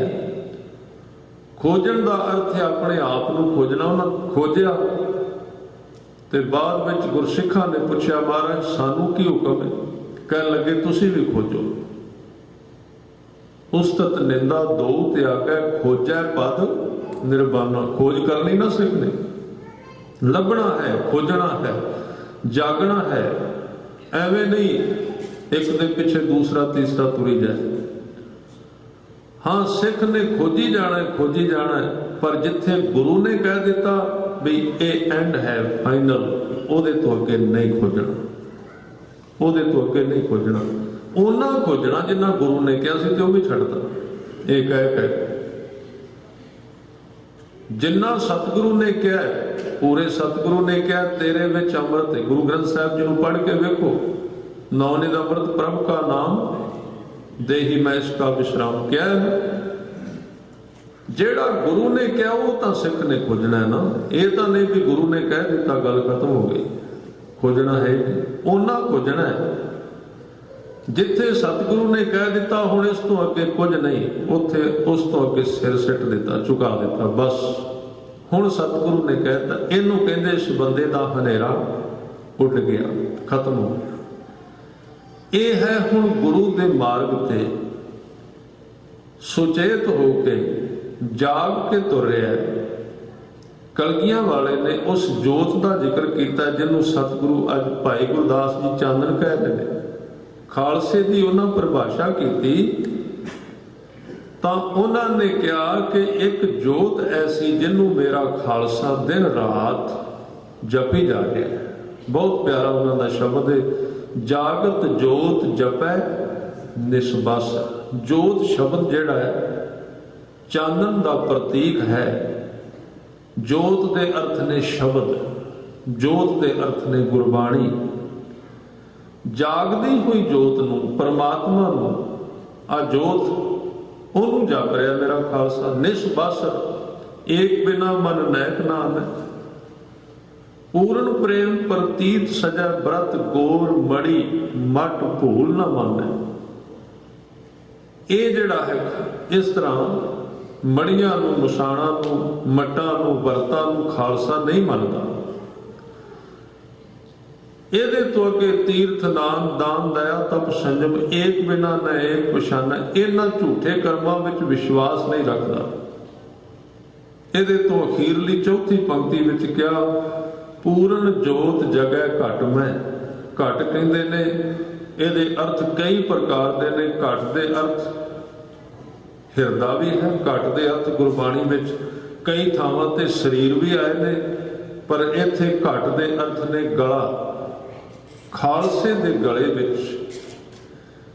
क्योंकि गला जिहड़ा है वो देली है। देली दा अर्थ दरवाजे दी सरदल। कहंदे ने गुरसिख दे जीवन दे अंदर नाम दा दीवा ਉਹਦੇ दरवाजे ਵਿੱਚ, ਉਹਦੇ गले ਵਿੱਚ जगदा रहिंदा, ਉਹ जपदा रहिंदा उस नाम ਨੂੰ। ਉਹਦਾ ਚਾਨਣ ਫਿਰ ਬਾਹਰ ਵੀ ਆਉਂਦਾ ਤੇ ਅੰਦਰ ਵੀ ਜਾਂਦਾ ਰਹਿੰਦਾ ਹੈ, ਦੋਵਾਂ ਪਾਸੇ। ਐਸਾ ਦੀਵਾ ਪੁਰਾਣੇ ਸਮੇਂ ਵਿੱਚ ਲਾਈਟ ਨਹੀਂ ਸੀ ਹੁੰਦੀ, ਤੇ ਜਿਹੜੀ ਲਾਲਟਨ ਹੈ ਉਹ ਦਰਵਾਜ਼ੇ ਵਿੱਚ ਲਟਕਾ ਦਿੱਤੀ ਜਾਂਦੀ ਸੀ, ਤਾਂ ਕਿ ਚਾਨਣ ਬਾਹਰ ਵਿਹੜੇ ਵਿੱਚ ਵੀ ਰਵੇ ਤੇ ਚਾਨਣ ਕਮਰੇ ਦੇ ਵਿੱਚ ਵੀ ਰਵੇ। ਤਾਂ ਕਿਹਾ ਘਟ ਮੈਂ, ਜਿਹੜਾ ਸਤਿਗੁਰੂ ਨੇ ਸਾਨੂੰ ਗਿਆਨ ਬਖਸ਼ਿਸ਼ ਕੀਤਾ ਉਹ ਸਾਡੇ ਸੈਂਟਰ ਵਿੱਚ ਰੱਖ ਦਿੱਤਾ, ਗਲੇ ਵਿੱਚ ਰੱਖ ਦਿੱਤਾ ਵੀ ਇਹਨੂੰ ਜਪ ਇੱਥੇ, ਤਾਂ ਕਿ ਚਾਨਣ ਬਾਹਰ ਵੀ ਰਵੇ, ਬਾਹਰੋਂ ਵੀ ਤੈਨੂੰ ਦਿਸੇ ਸੰਸਾਰ ਵਿੱਚ ਕਿਵੇਂ ਵਿਚਰਨਾ ਹੈ, ਤੇ ਉਹਦਾ ਚਾਨਣ ਅੰਦਰ ਵੀ ਜਾਏ, ਕਿਤੇ ਬਾਹਰ ਵੇਖੀ ਜਾਏ, ਆਪਣੇ ਵੱਲੋਂ ਦਿਸੇ ਨਾ ਮੈਂ ਕੀ ਕਰ ਰਿਹਾ, ਆਪਣਾ ਆਪ ਨਜ਼ਰ ਨਾ ਆਵੇ। ਇਸ ਤਰ੍ਹਾਂ ਉਸ ਚਾਨਣ ਵਿੱਚ ਇਹ ਧੁੰਦ ਮਿਟਦੀ। ਭਾਈ ਸਾਹਿਬ ਭਾਈ ਗੁਰਦਾਸ ਕਹਿ ਰਹੇ ਨੇ, ਜਾਗਤ ਜੋਤ ਵਾਹਿਗੁਰੂ ਸਤਿਗੁਰੂ ਨਾਨਕ ਪ੍ਰਗਟਿਆ। ਸਤਿਗੁਰੂ ਨਾਨਕ, ਗੁਰੂ ਨਾਨਕ ਸਾਹਿਬ ਜੀ ਪ੍ਰਗਟ ਹੋਏ।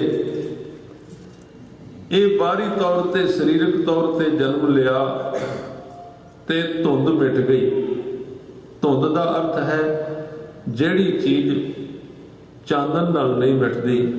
ਇੱਥੇ ਵੇਖੋ ਸੂਰਜ ਦਾ ਨਾਮ ਨਹੀਂ ਲਿਆ ਪਹਿਲੀ ਪੰਕਤੀ ਵਿੱਚ, ਧੁੰਦ ਦੇ ਨਾਲ ਸੂਰਜ ਨਹੀਂ ਕਿਹਾ, ਕਿਉਂਕਿ ਧੁੰਦ ਜਿਹੜੀ ਹੈ ਉਹ ਸੂਰਜ ਨਾਲ ਨਹੀਂ ਮਿਟਦੀ। ਸੂਰਜ ਚੜੇ ਵੀ ਧੁੰਦ ਨਹੀਂ ਮਿਟਦੀ ਉਹਦੇ ਨਾਲ, ਹਨੇਰਾ ਸੂਰਜ ਨਾਲ ਮਿਟ ਜਾਂਦਾ ਹੈ। ਜਿਹੜਾ ਮਨੁੱਖ ਅਗਿਆਨੀ ਹੈ ਉਹਨੂੰ ਗਿਆਨ ਨਾਲ ਸਮਝਾਇਆ ਜਾ ਸਕਦਾ ਹੈ, ਪਰ ਜਿਹੜਾ ਪੜ੍ਹਿਆ ਲਿਖਿਆ ਅਗਿਆਨੀ ਹੈ ਉਹਨੂੰ ਗਿਆਨ ਨਾਲ ਵੀ ਨਹੀਂ ਸਮਝਾਇਆ ਜਾ ਸਕਦਾ। ਧੁੰਦ ਨਹੀਂ ਮਿਟਦੀ। ਕਈ ਸੱਜਣ ਕਹਿੰਦੇ ਜੀ ਫਲਾਣੇ ਬੰਦੇ ਨੂੰ ਥੋੜਾ ਜਿਹਾ ਸਮਝਾਓਗੇ, ਧੁੰਦ ਪਈ ਹੋਈ ਹੈ ਉੱਥੇ ਕੀ ਸਮਝਾਣਾ, ਉੱਥੇ ਤੇ ਹਨੇਰੀ ਨੇ ਹਟਾਉਣਾ। ਹਨੇਰੀ ਫਿਰ ਕਿਤੇ ਨਾ ਕਿਤੇ ਵਗ ਜਾਂਦੀ ਹੈ, ਉਹਦੇ ਨਾਲ ਰਹਿੰਦੀ ਧੁੰਦ। ਹਨੇਰੀ ਤੋਂ ਬਿਨਾਂ ਧੁੰਦ ਨਹੀਂ ਜਾਂਦੀ, ਹਵਾ ਨਾਲ ਲੈ ਗਈ। ਜਿਹੜੇ ਲੋਕਾਂ ਦੇ ਦਿਮਾਗ ਦੇ ਵਿੱਚ ਸ਼ੈਤਾਨੀਅਤ ਵੜ ਗਈ ਹੈ ਨਾ, ਵਿਦਿਆ ਦੀ, ਹੰਕਾਰ ਦੀ, ਉੱਥੇ ਕੋਈ ਗਿਆਨ ਨਹੀਂ ਕੰਮ ਕਰਦਾ, ਨਾ ਕਿਸੇ ਗਿਆਨ ਨੇ ਕੰਮ ਕਰਨਾ। ਉਹਨਾਂ ਨੂੰ ਸਮਝਾਇਆ ਨਹੀਂ ਜਾ ਸਕਦਾ। ਜੋ ਸ਼ੈਤਾਨ ਵਜਾਇਆ ਸੇ ਕਿਤ ਫੇਰਾ ਚਿੱਤ। ਬਾਬਾ ਫਰੀਦ ਸਾਹਿਬ ਜੀ ਕਹਿੰਦੇ ਉਹਨਾਂ ਨੂੰ ਕੀ ਸਮਝਾਈਏ ਜਿਨ੍ਹਾਂ ਦੇ ਦਿਮਾਗ ਵਿੱਚ ਸ਼ੈਤਾਨ ਵੜ ਗਿਆ, ਹੰਕਾਰ ਵੜ ਗਿਆ। ਧੁੰਦ ਦਾ ਅਰਥ ਹੈ ਜਿਹੜਾ ਮਨੁੱਖ ਪੜ੍ਹਿਆ ਲਿਖਿਆ ਉਹਨੂੰ ਨਹੀਂ ਸਮਝਾਇਆ ਜਾ ਸਕਦਾ। ਉਹ ਧੁੰਦ ਵਾਂਗ ਹੈ, ਉਹਦੇ ਵਿੱਚ ਲਾਈਟ ਵੀ ਕੰਮ ਨਹੀਂ ਕਰਦੀ, ਉਹਦੇ ਤੇ ਗਿਆਨ ਵੀ ਕੰਮ ਨਹੀਂ ਕਰਦਾ। ਜਦੋਂ ਧੁੰਦ ਪੈਂਦੀ ਏ ਆਉਣ ਵਾਲੇ ਮਹੀਨਿਆਂ ਵਿੱਚ ਤੁਸੀਂ ਵੇਖੋਗੇ ਲਾਈਟਾਂ ਹੁੰਦੀਆਂ ਨੇ, ਲਾਈਟ ਕੰਮ ਕੋਈ ਨਹੀਂ ਕਰਦੀ, ਦਿਸਦਾ ਹੀ ਕੋਈ ਨਹੀਂ। ਲਾਈਟ ਦੇ ਵਿੱਚ ਰਲ ਜਾਂਦੀ ਧੁੰਦ, ਨਾਲ ਮਿਕਸ ਹੋ ਜਾਂਦੀ ਹੈ। ਇਸ ਕਰਕੇ ਪੜ੍ਹੇ ਲਿਖ ਕੇ ਸਭ ਕੁਝ ਜਾਣ ਕੇ ਇੱਕ ਬੜੀ ਖਤਰਨਾਕ ਸਥਿਤੀ ਹੋ ਸਕਦੀ ਹੈ ਮਨੁੱਖ ਵਿੱਚ। ਖਿਆਲ ਰੱਖੋ, ਪੜ੍ਹਨਾ ਵੇਖ ਕੇ, ਪੜ੍ਹਨਾ ਵੇਖ ਕੇ ਤੇ ਐਸੇ ਪੜ੍ਹਿਆਂ ਦੇ ਚੱਕਰ ਵਿੱਚ ਬਚ ਕੇ ਰਹਿਣਾ। ਉਹ ਐਸਾ ਭਰਮਾ ਦੇਣਗੇ, ਸਾਰੀ ਜ਼ਿੰਦਗੀ ਬੀਤ ਜਾਏਗੀ, ਸਮਝ ਨਹੀਂ ਆਉਣ ਦੇਣੀ, ਪਤਾ ਨਹੀਂ ਲੱਗੇਗਾ।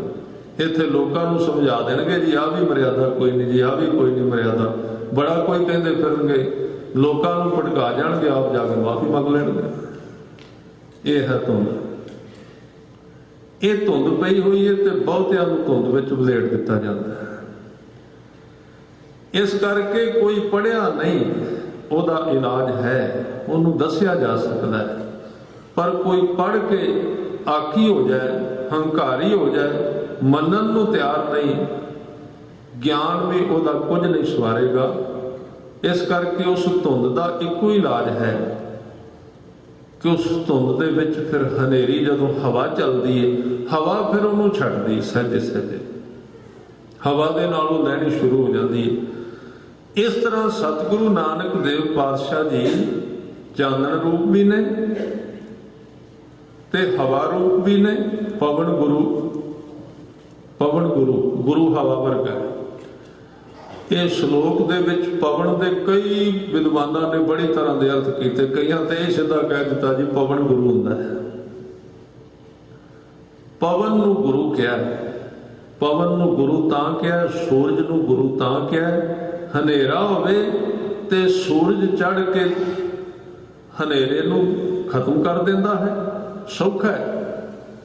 ਪਰ ਜਦੋਂ ਦਿਸਿਆ ਕਿਸੇ ਥਾਂ ਤੇ ਹਨੇਰਾ ਨਹੀਂ, ਧੁੰਦ ਪੈ ਗਈ, ਉੱਥੇ ਗੁਰੂ ਪਵਨ ਦਾ ਰੂਪ ਧਾਰਨ ਕਰ ਗਿਆ, ਹਵਾ ਬਣ ਗਿਆ। ਹਵਾ ਨਾਲ ਫਿਰ ਉਹਨੂੰ ਲਾਉਂਦਾ। ਗੁਰੂ ਨਾਨਕ ਸਾਹਿਬ ਸੱਚੇ ਪਾਤਸ਼ਾਹ ਜੀ ਨੇ ਵੇਖਿਆ ਜਿਹੜੇ ਬਿਲਕੁਲ ਅਨਪੜ੍ਹ ਸਨ ਉਹਨਾਂ ਨੂੰ ਵੀ ਬਖਸ਼ਿਸ਼ ਕੀਤੀ, ਤੇ ਜਿਹੜੇ ਵਿਦਿਆ ਦੇ ਮਾਰਤੰਡ ਸਨ, ਪੜ੍ਹੇ ਹੋਏ ਸਨ, ਆ ਜਗਨਨਾਥਪੁਰੀ ਵਿੱਚ ਗਏ ਤੇ ਬਾਹਰਲੇ ਪਾਸੇ ਸਮੁੰਦਰ ਦੇ ਕਿਨਾਰੇ ਤੇ ਸੀ। ਉੱਥੇ ਵੇਖਿਆ ਕਿ ਪੜ੍ਹਿਆ ਲਿਖਿਆ ਆਦਮੀ ਲੋਕਾਂ ਨੂੰ ਧੋਖਾ ਦੇ ਰਿਹਾ ਬੜੇ ਤਰੀਕੇ ਨਾਲ। ਸਾਹਮਣੇ ਵੇਖਿਆ ਬੈਠਾ ਹੋਇਆ ਭਾਈ ਮਰਦਾਨਾ ਜੀ ਨਾਲ ਸਨ, 40-50 ਸਰੀਰ ਬੈਠੇ ਨੇ, ਅੱਗੇ ਉਹ ਪੰਡਤ ਜੀ ਬੈਠੇ ਨੇ ਤੇ ਮੂੰਹ ਸਿੱਧਾ ਆਕਾਸ਼ ਵੱਲ ਕੀਤਾ ਹੋਇਆ, ਅੱਖਾਂ ਬੰਦ ਨੇ, ਤਰਾਟਕ ਲੱਗੀ ਹੋਈ ਹੈ, ਸਮਾਧੀ ਕਹਿੰਦੇ ਲੱਗੀ ਹੋਈ ਹੈ, ਧੌਣ ਪਿਛਾਂ ਕੀਤੀ ਹੋਈ। ਜਦੋਂ ਉੱਥੇ ਪਹੁੰਚੇ ਨਾ, ਭਾਈ ਮਰਦਾਨਾ ਜੀ ਨੇ ਰਵਾਬ ਮੋਢੇ ਤੇ ਪਾਈ ਸੀ। ਜਦੋਂ ਗੁਰੂ ਨਾਨਕ ਸਾਹਿਬ ਦੀ ਗੱਲ ਚੱਲਦੀ ਤੇ ਮਰਦਾਨਾ ਸਾਧ ਸੰਗਤ ਆਪਣੇ ਆਪ ਅੱਗੇ ਆ ਜਾਂਦਾ, ਨਾਲ ਹੀ ਹੁੰਦਾ। ਬੜਾ ਅਜੀਬ ਸ਼ਖਸੀਅਤ। ਤੇ ਜਦੋਂ ਸਾਹਮਣੇ ਖੜੇ ਹੋਏ ਨਾ, ਲੋਕ ਉਹਦੇ ਵੱਲੋਂ ਵੇਖੀ ਜਾਂਦੇ ਸਨ ਤੇ ਉਹਦੀਆਂ ਅੱਖਾਂ ਬੰਦ। ਤੇ ਭਾਈ ਮਰਦਾਨਾ ਵੇਖ ਕੇ ਉਹਦੇ ਵੱਲੋਂ ਹੈਰਾਨ ਹੋ, ਕਹਿਣ ਲੱਗਾ ਮਹਾਰਾਜ ਬੰਦੇ ਤਾਂ ਬੜੇ ਵੇਖੇ, ਪਰ ਇਹਨੂੰ ਕੀ ਹੋਇਆ, ਕੀ ਗੱਲ? ਮਹਾਰਾਜ ਕਹਿੰਦੇ ਮਰਦਾਨਿਆਂ ਨੂੰ ਹਿਲਾ ਤੇ ਸਹੀ, ਇਹਦੀ ਧੌਣ ਪਿਛਾਂ ਨੂੰ ਲੱਗ ਗਈ, ਕੀ ਹੋਇਆ ਸੀ? ਕਹਿੰਦੇ ਮਹਾਰਾਜ ਜਿਵੇਂ ਤੁਹਾਡੀ ਆਗਿਆ, ਜਿਵੇਂ ਕਹੋਗੇ। ਹਜ਼ੂਰ ਕਹਿੰਦੇ ਮਰਦਾਨਿਆਂ ਇਹਨੂੰ ਹਿਲਾਉਣ ਦੀ ਲੋੜ ਨਹੀਂ, ਇਹਨੂੰ ਹਿਲਾਉਣ ਵਾਲੀ ਚੀਜ਼ ਇਹਦੇ ਅੱਗੇ ਪਈ ਹੋਈ ਹੈ। ਮਹਾਰਾਜ ਅੱਗੇ ਕੀ? ਅੱਗੇ ਡੱਬਾ ਰੱਖਿਆ ਸੀ ਜਿਹਦੇ ਵਿੱਚ ਪੈਸੇ ਪਾਉਂਦੇ ਸਨ ਲੋਕ। ਕਹਿੰਦੇ ਇਹਦਾ ਸਵਿਚ ਕਿਤੇ ਹੋਰ ਹੈ, ਲਾਈਟ ਉਧਰ ਹੁੰਦੀ ਹੈ ਤੇ ਬਟਨ ਪਿੱਛੇ ਹੁੰਦਾ ਹੈ, ਉੱਥੋਂ ਉਹ ਚੱਲਦਾ ਹੈ ਤੇ ਬੰਦ ਹੁੰਦਾ ਹੈ। ਕਹਿੰਦੇ ਤੂੰ ਸਹਿਜ ਨਾਲ ਜਾਈ, ਜੁੱਤੀ ਲਾ ਦੇ, ਆਵਾਜ਼ ਨਹੀਂ ਆਉਣੀ ਚਾਹੀਦੀ, ਕਿਉਂਕਿ ਜਦੋਂ ਕੋਈ ਬੰਦਾ ਆਉਂਦਾ ਨਾ ਵਿੱਚੋਂ ਵਿੱਚੋਂ ਅੱਖ ਖੋਲ ਕੇ ਵੇਖ ਲੈਂਦਾ ਵੀ ਸਾਮੀ ਵੱਡੀ ਹੈ ਕਿ ਛੋਟੀ ਹੈ, ਕਿੰਨੇ ਪੈਸੇ ਆਉਣਾ, ਵਿੱਚੋਂ ਵਿੱਚੋਂ ਵਹਿੰਦਾ ਹੈ। ਤੂੰ ਜੋੜਾ ਲਾ ਦੇ, ਦੱਬੇ ਪੈਰ ਨਾਲ ਜਾਈ, ਆਵਾਜ਼ ਨਹੀਂ ਆਉਣੀ ਚਾਹੀਦੀ। ਅਡੋਲ ਜਾ ਕੇ ਇਹਦਾ ਮਾਇਆ ਵਾਲਾ ਜਿਹੜਾ ਭਾਂਡਾ ਹੈ ਨਾ, ਇਹਦੇ ਪਿਛਲੇ ਪਾਸੇ ਰੱਖ ਦੇ। ਭਾਈ ਮਰਦਾਨਾ ਜੀ ਗਏ, ਅਡੋਲ ਉਹਨਾਂ ਨੇ ਪਿੱਛੇ ਰੱਖ ਦਿੱਤਾ। ਸਤਿਗੁਰੂ ਪਹੁੰਚ ਗਏ, ਬੈਠ ਗਏ। ਇੰਨੇ ਚਿਰ ਨੂੰ ਉਹਨਾਂ ਦੀ ਸਮਾਧੀ ਖੁੱਲ ਗਈ। ਹਰੇ ਹਰੇ ਕਰਦੇ ਥੋੜਾ ਜਿਹਾ ਮੂੰਹ ਥੱਲੇ ਕੀਤਾ ਤੇ ਚੌਹਾਂ ਪਾਸੇ ਵੇਖ ਕੇ ਕਹਿੰਦੇ ਵੀ ਅੱਜ ਤੁਰ ਦੂਰ ਬ੍ਰਹਮਪੁਰੀ ਵਿੱਚੋਂ ਹੋ ਕੇ ਆਇਆ, ਸਾਰੀਆਂ ਪੁਰੀਆਂ ਫਿਰ ਕੇ ਆਇਆ, ਬਸ ਸਭ ਠੀਕ ਠਾਕ ਹੈ। ਬ੍ਰਹਮਪੁਰੀ ਵਿੱਚ ਨਾਰਦ ਜੀ ਕਥਾ ਕਰ ਰਹੇ ਸਨ, ਫਲਾਣਾ ਇਹ ਕਰ ਰਿਹਾ ਸੀ, ਇਹ ਕਰ ਰਿਹਾ, ਸਾਰੇ ਗਿਣ ਕੇ ਦੱਸ। ਉਹਨਾਂ ਨੇ ਸਿਰ ਝੁਕਾਇਆ, ਕਹਿੰਦੇ ਤੁਹਾਡੇ ਵਾਸਤੇ ਸਾਰਿਆਂ ਦਾ ਆਸ਼ੀਰਵਾਦ ਹੈ। ਉਹਨਾਂ ਨੇ ਕਿਹਾ ਸੁਖੀ ਵਸੋ, ਬਸ ਠੀਕ, ਖਜ਼ਾਨੇ ਭਰੇ ਰਹਿਣ, ਤੁਹਾਨੂੰ ਨਾ ਜਾਗ ਆਵੇ, ਪੰਡਾਂ ਇਕੱਠੀਆਂ ਕਰੋ, ਆਸ਼ੀਰਵਾਦ ਤੁਹਾਨੂੰ ਬ੍ਰਹਮਪੁਰੀ ਵੱਲੋਂ ਤੁਹਾਡੀ ਮੱਤ ਮਾਰੀ ਰਹੇ, ਮਾਇਆ ਦੀ ਕਮੀ ਨਾ ਹੋਵੇ, ਬਸ ਇਹ ਕੰਮ ਹੈ। ਤੇ ਜਦੋਂ ਕਰਦਿਆਂ ਕਰਦਿਆਂ ਸਤਿਗੁਰੂ ਅੱਗੇ ਬੈਠੇ ਨੇ, ਉਹਨਾਂ ਪੁੱਛਿਆ ਕਿ ਜਗਨਨਾਥਪੁਰੀ ਤੇ ਪੰਡਤ ਜੀ ਕਿੱਥੋਂ ਕੁ ਤੱਕ ਵੇਖ ਲੈਂਦੇ ਹੋ? ਕਹਿੰਦੇ ਆਦਿ ਕਾਲ ਤੋਂ ਲੈ ਕੇ ਅੱਜ ਤੱਕ ਜੋ ਹੈ। ਹਜ਼ੂਰ ਨੇ ਕਿਹਾ ਫਿਰ ਵੇਖੋ ਤੁਹਾਡਾ ਮਾਇਆ ਵਾਲਾ ਭਾਂਡਾ ਕਿੱਧਰ ਗਿਆ? ਜਦੋਂ ਧਿਆਨ ਥੱਲੇ ਕੀਤਾ ਨਾ, ਪੰਡਤ ਦੀਆਂ ਸਾਰੀਆਂ ਸਮਾਧੀਆਂ ਖੁੱਲ ਗਈਆਂ। ਕਦੀ ਇੱਧਰ ਕ੍ਰੋਧ ਵਿੱਚ ਕਬੂਲ ਬੋਲਣ ਲੱਗ ਪਿਆ ਤੇ ਉਹਨੇ ਵੇਖਿਆ ਵੀ ਸਾਹਮਣੇ ਕੋਈ ਸਾਧੂ ਬੈਠਾ, ਨਾਮ ਸੁਣਿਆ ਸੀ ਗੁਰੂ ਸਾਹਿਬ ਦਾ ਨਾ, ਨਾਮ ਬਹੁਤ ਚੱਲ ਗਿਆ ਸੀ ਥਾਂ ਥਾਂ ਤੇ। ਡਰਨ ਲੱਗ ਪਏ ਸਨ ਲੋਕ ਵੀ ਜਿੱਥੇ ਇਹ ਆ ਗਏ ਉੱਥੇ ਫਿਰ ਸਾਡਾ ਪਖੰਡ ਨਹੀਂ ਚੱਲਣਾ। ਕ੍ਰੋਧ ਵਿੱਚ ਕਹਿਣ ਲੱਗਾ कि मेरा भांडा किधर गया है। हजूर कहते जिस दृष्टि नाल सारी दुनिया बेना भांडा वेख लै कित्थे चला गया तेरा, कित्थे लभना सी। लोग सारे हस पे, क्योंकि लोगों का तो यही काम है, जिधर काम चले उधर ताड़ी मार देंगे। ये नहीं किसी का सका प्रोग्राम होंदा। उन्होंने जिस वेले हजूर ने पूछा, ब्राह्मण चिट्ठा पै गया। उत्थे हजूर ने भाई मरदाने नूं क्या रबाब खोल शब्द गाया, काल नाही जोग नाही ना ही सत का टब, थनिष्ठ जग भ्रिष्ट होए डूबता इव जग। काल ना, काल दे अर्थ ने समा। हजूर कहते मरदानिया ਜਿਹੜੀਆਂ चीज़ों का समा नहीं, लोग वो करके लोगों को विखाई जा रहे हैं। इन्हां समाधियां का नहीं टाइम होना, ये होर दुनिया से। जोग ना ही, ना ये जुड़िया होया, ना ही सत का ढब। ढब के अर्थ ने जुगती, ये कोल सच्चे नाल जुड़न की जुगती भी कोई नहीं है। थानिष्ठ जग भ्रिष्ट होए, इस तरह सारी दुनिया भ्रिष्ट हो जाती है इन्हां दे पिछे लग के। डूबता इव जग, फिर कहते अखी ता मीटै नाक पकड़ै ठगण को संसार। ये अखा तां बंद होंदियां ने, नक पकड़ते ने। आंट सेती नाक पकड़ै, सूझते तिन लो मगर पछ है कछ न सूझै, यह पदम अलो। ये इन्हां दा तीजा नेत्र है। इन्हां नूं अपने पिठ दे पिछे पिया होया भांडा दिसदा नहीं, पर वैसे कहते सारी दुनिया सानू नजर आ रही है। इस शब्द दे विच उहदे पखंड नूं उगाड़िया, उहदी धुंध नूं लाया बाबे नानक ने। ते इस तरह दीयां जिहड़ियां घटनावां ने गुरबाणी दे विच हर एक हंकार नूं तोड़दियां ने।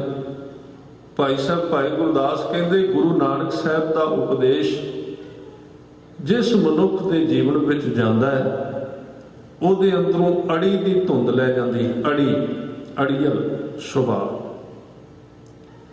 एक हंकार होता है, एक अड़ी होंदी। ਉਹਦਾ मतलब यह है कि जिहड़ी चीज़ मैं एक बारी कह दी है ना, पता लग गया भी मैं गलत हाँ, पर ਉਹਨੂੰ छड्डना नहीं। ਉਹਨੂੰ कहते अड़ियल सुभाव, ਉਹਨੂੰ कहते खर सुभाव। सतगुरु कहते नानक ते नर असल खर। खर दे अर्थ खोता।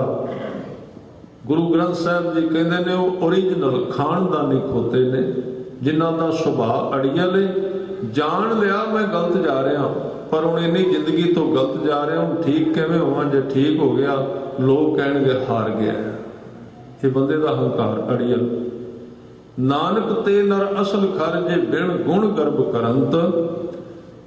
जिस जीवन विच गुरु नानक साहब जी का शब्द गुरबाणी प्रगट हो गई, सतगुरु नानक प्रगटिया, ਉਹਦੀ ਜ਼ਿੰਦਗੀ ਵਿੱਚ ਗੁਰੂ ਨਾਨਕ ਸਾਹਿਬ ਜੀ ਪ੍ਰਗਟ ਹੋ ਗਏ। ਮਿੱਟੀ ਧੁੰਦ ਉਹਦੀ ਜ਼ਿੰਦਗੀ ਦੇ ਵਿੱਚੋਂ, ਅੜੀ ਦੀ ਧੁੰਦ ਖਤਮ ਹੋ ਗਈ। ਪਾਣੀ ਹੋ ਵਹਿ ਤੁਰਿਆ, ਜਿੱਧਰ ਗੁਰੂ ਦਾ ਹੁਕਮ ਉਧਰ ਨੂੰ ਤੁਰੀ ਜਾਂਦਾ, ਮੁੜਨਾ ਨਹੀਂ, ਜਵਾਬ ਨਹੀਂ ਦੇਣਾ। ਜਗ ਚਾਨਣ ਹੋਆ। ਹੁਣ ਉਹ ਮਨੁੱਖ ਜਦੋਂ ਜਗਤ ਵਿੱਚ ਵੀ ਤੁਰੇਗਾ, ਚਾਨਣ ਵਿੱਚ ਤੁਰੇਗਾ। ਸੰਸਾਰ ਵਿੱਚ ਤੁਰਦਿਆਂ ਵੀ ਉਹ ਚਾਨਣ ਵਿੱਚ ਰਹਿ ਗਿਆ। ਜਿਉਂ ਕਰ ਸੂਰਜ ਨਿਕਲਿਆ, ਜਿਵੇਂ ਸੂਰਜ ਨਿਕਲਣ ਦੇ ਨਾਲ ਤਾਰੇ ਛਪੇ।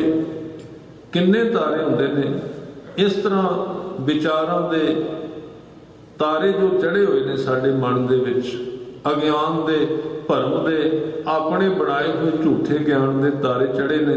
ਜਿਉਂ ਹੀ ਗੁਰੂ ਕੇ ਸ਼ਬਦ ਦਾ ਪ੍ਰਕਾਸ਼ ਹੁੰਦਾ ਹੈ, ਇਹ ਸਾਰੇ ਵਿਚਾਰਾਂ ਦੇ ਜਿਹੜੇ ਤਾਰੇ ਹਨ ਇਹ ਛਪ ਜਾਂਦੇ ਨੇ। ਅੰਧੇਰ ਪਲੋਵਾ, ਹਨੇਰਾ ਖਤਮ ਹੋ ਗਿਆ। ਫਿਰ ਕਹਿੰਦੇ ਸਿੰਘ ਬੁੱਕੇ ਮਿਰਗਾਵਲੀ ਭੰਨੀ। ਮਿਰਗਾਵਲੀ ਦਾ ਅਰਥ ਹੈ ਮਿਰਗਾਂ ਦੀ ਡਾਰ। ਜਦੋਂ ਸ਼ੇਰ ਬੁੱਕਿਆ ਤੇ ਜਿੰਨੇ ਮ੍ਰਿਗ ਸਨ ਉਹ ਭੱਜ ਗਏ। ਇਸੇ ਤਰ੍ਹਾਂ ਜਿਹੜੇ ਸਾਡੇ ਜੀਵਨ ਦੇ ਅੰਦਰ ਕਾਮ, ਕ੍ਰੋਧ, ਲੋਭ, ਮੋਹ, ਹੰਕਾਰ, ਦਵੈਸ਼, ਈਰਖਾ ਆਦਿਕ ਦੇ ਮਿਰਗ ਨੇ, ਜਦੋਂ ਗੁਰੂ ਨਾਨਕ ਸਾਹਿਬ ਜੀ ਦਾ ਸ਼ਬਦ ਗੂੰਜਿਆ, ਉਹਦੀ ਆਵਾਜ਼ ਆਈ, ਉਸ ਸੱਚ ਦੀ ਆਵਾਜ਼ ਤੋਂ ਭੈ ਭੀਤ ਹੋ ਕੇ ਇਹ ਸਾਰੇ ਜਿਹੜੇ ਜਿੰਨੇ ਵੀ ਇੱਕ ਵਿਕਾਰ ਸਨ, ਹਰਨ ਸਨ, ਇਹ ਸਾਰੇ ਦੌੜ ਗਏ, ਸਾਰੇ ਭੱਜ ਗਏ। फिर अगे बचन कीते जिथे बाबा पैर धरे पूजा आसन थापण सोवा। गुरु नानक साहब सच्चे पातशाह दसे ही पातशाहियां ने बड़े ही विग्यानक ढंग नाल संसार विच काम किया, बहुत लंबी सोच के आधार पर। जिथे जिथे गुरु साहब गए ना, एवं नहीं गए, वो धार्मिक स्थान गुरुद्वारे तां बने ने क्योंकि सतगुरु जिथे जिथे गए उस धरती दे विच उन्होंने अपना किणका जमा दिता, जिन्होंने सुखमणी साहब विच कहा ना, किणका एक जिस जी बसावे ताकि महिमा गणी ना आवे। गुरु साहब ने जिथे जिथे पैर रखे ने उन्होंने थावां ते उस धरती दे विच नाम दियां कलियां परो दित्तियां। अज सैकड़े साल लंघ गए ने, हाँ मन की भावना होवे उत्थे जाइए ना प्यार नाल, वैसे नहीं असीं कहांगे जी उन्हां थावां ते भी हुंदा, वो चलदा रहना नाल, सब कुछ हुंदा रहना, वो पक्ष रहिंदा नाल जिहड़ा डिग्गिया होया। पर भावना लैके जे कोई मनुख अज भी पटना साहिब की धरती ते जांदा है, अज भी पौंटा साहिब की धरती ते जांदा है, ते प्यार वाले गुरसिखां दे कोलों बचन सुने ने, वो कहते ने कई बार इंज लगता है उत्थे बैठिया भी कलगियां वाला कोलों दी लंघ गया। ये भावना की गल है। ते जे असीं पहले ही फन खिलार के जानी हंकार दी, उत्थे फिर कहना जी कंधा ही नहीं, फिर कहना पत्थर ही लगा। ये आदमी ते डिपेंड है किवें दा है। उत्थे सतगुरु ने ज्ञान दियां कणियां शब्द की दात भरी उन्हां थावां ते परत के सिख नूं कहा इत्थे जोड़ मेले लगणगे, इत्थे संगत इकट्ठी होवेगी, इत्थे शब्द की विचार होवेगी और इत्थे अपने जीवन धोते जाणगे। जिथे बाबा पैर धरे पूजा आसन थापण सोवा। जिथों तक बाबा जी गए ने, कला हिंदुस्तान नहीं मक्के तक गए, उत्थे जदों जीवन काजी नूं उपदेश बख्शिया, उन्होंने जीवन दान दिता ते वो अपने घर लै गया। उत्थे वखरे वखरे तौर पर कईयां ने क्या 17 दिन रहे ने, कईयां ने क्या महीना रहे ने, जिन्ना चिर भी रहे। जदों उत्थे तुरन लगे ना, उन्हें सतगुरां तो खड़ा मंग ली, पैर की खड़ा मंगी ते कहन लगा महाराज अपनी निशानी धरी, निशानी कौंस दी मक्के अंदर पूज कराई। भाई गुरदास साहब उत्थे खड़ा लई उन्हां तो, उहदे प्यार विच ओह जीविया। ये बाहरलियां चीज़ां ने, भी जरूरी ने ख्याल रखना। गुरमत दोवां पासे चांदन करदी, जीवन विच भी ते बाहर आउण वालियां पीढ़ियां नूं राह देण वास्ते सानूं थां भी दित्ते गए ने। गुरु साहब ने बाहरों भी दित्ते ने, ये कल्ली फिलासफी नहीं, कल्ला अंदरला हिस्सा नहीं। इत्थे कह रहे ने पूजा आसन थापण सोवा, सिद्ध आसन सब जगत दे नानक आद मते जे को। जिन्ने सिद्धां दे आसन सन गुरु साहब उन्हां कोल भी गए। ये बहुत लंबी वार्ता हुई। मैं आने वाले दिनों में ਜਿਹੜੀਆਂ पौड़ियां में सिद्धां नूं उपदेश दिता है गुरु साहब ने, आपां वर्णन करांगे। सिद्धां कोल गए ते सारे सिद्धां ने कहा भी किवें दर्शन लेवे ये बाला, ये साडे विच रल जाए, ये साडे विच रल जाए। सारियां ने सोचिया ਉਹਦਾ ਕਾਰਨ ਕੱਲਾ ਇਹ नहीं सी भी वो अपने चेले ਵਧਾਉਣਾ ਚਾਹੁੰਦੇ ਸੀ। असल ਵਿੱਚ साध संगत ਦੀ खिच सी बाबे नानक ਦੀ, ਜਿਹਦੇ ਕੋਲ ਜਾਂਦਾ ਸੀ ਉਹਦਾ जी करदा सी मेरा बन जाए, मेरे कोल। सारे सिद्धां ने सोचिया, हजूर ने कहा मैं सारियां दा वां, मैं किसे दा भी नहीं। इस राह ते तुरे आद मते, सब तो आद पहला मत इत्थे धारण कीता।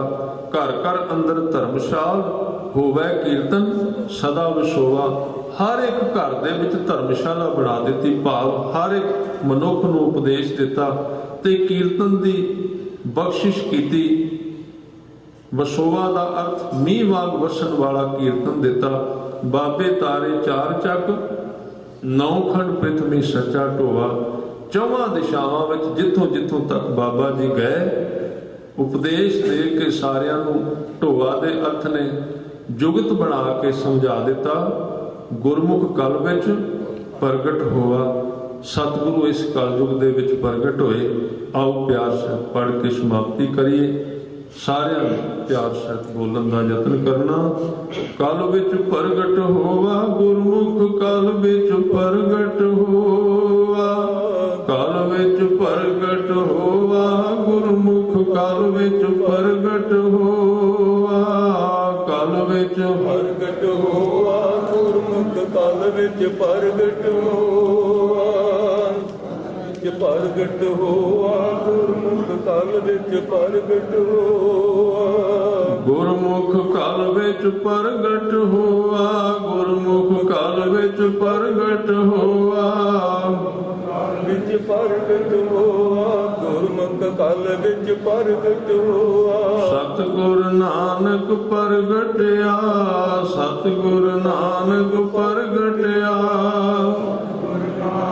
ਪ੍ਰਗਟਿਆ, ਸਤਿਗੁਰ ਨਾਨਕ ਪ੍ਰਗਟਿਆ, ਸਤਿਗੁਰ ਨਾਨਕ ਪ੍ਰਗਟਿਆ, ਸਤਿਗੁਰ ਨਾਨਕ ਪ੍ਰਗਟਿਆ, ਨਾਨਕ ਪ੍ਰਗਟਿਆ, ਸਤਿਗੁਰ ਨਾਨਕ ਪ੍ਰਗਟਿਆ, ਮਿਟੇ ਧੁੰਦ ਜਗ ਚਾਨਣ ਹੋਵਾ, ਗੁਰਮੁਖ ਕਲ ਵਿੱਚ ਪ੍ਰਗਟ ਹੋਵਾ, ਕਲ ਵਿੱਚ ਪ੍ਰਗਟ ਹੋਵਾ, ਗੁਰਮੁਖ ਕਲ ਵਿੱਚ ਪ੍ਰਗਟ ਹੋਵਾ, ਕਲ ਵਿੱਚ ਪ੍ਰਗਟ ਹੋਵਾ ਗੁਰਮੁਖ, ਕਲ ਵਿੱਚ ਪ੍ਰਗਟ ਹੋਵਾ, ਵਿੱਚ ਪ੍ਰਗਟ ਹੋਵਾ ਗੁਰਮੁਖ, ਕਲ ਵਿੱਚ ਪ੍ਰਗਟ ਹੋਵਾ। ਸੋ ਸਤਿਗੁਰਾਂ ਦੇ ਗੁਰੂ ਨਾਨਕ ਸਾਹਿਬ ਪਾਤਸ਼ਾਹ ਜੀ ਦੀ ਬਖਸ਼ਿਸ਼ ਪ੍ਰਾਪਤ ਕਰੀਏ, ਜੀਵਨ ਸਫਲ ਹੋਵੇ। ਇੰਨੀਆਂ ਬੇਨਤੀਆਂ ਆਪ ਜੀ ਨੇ ਪ੍ਰਵਾਨ ਕਰਨੀਆਂ। ਬੇਅੰਤ ਪ੍ਰਕਾਰ ਦੀਆਂ ਭੁੱਲਾਂ ਚੁੱਕਾਂ ਦੀ ਖਿਮਾ। ਵਾਹਿਗੁਰੂ ਜੀ ਕਾ ਖਾਲਸਾ, ਵਾਹਿਗੁਰੂ ਜੀ ਕੀ ਫਤਿਹ।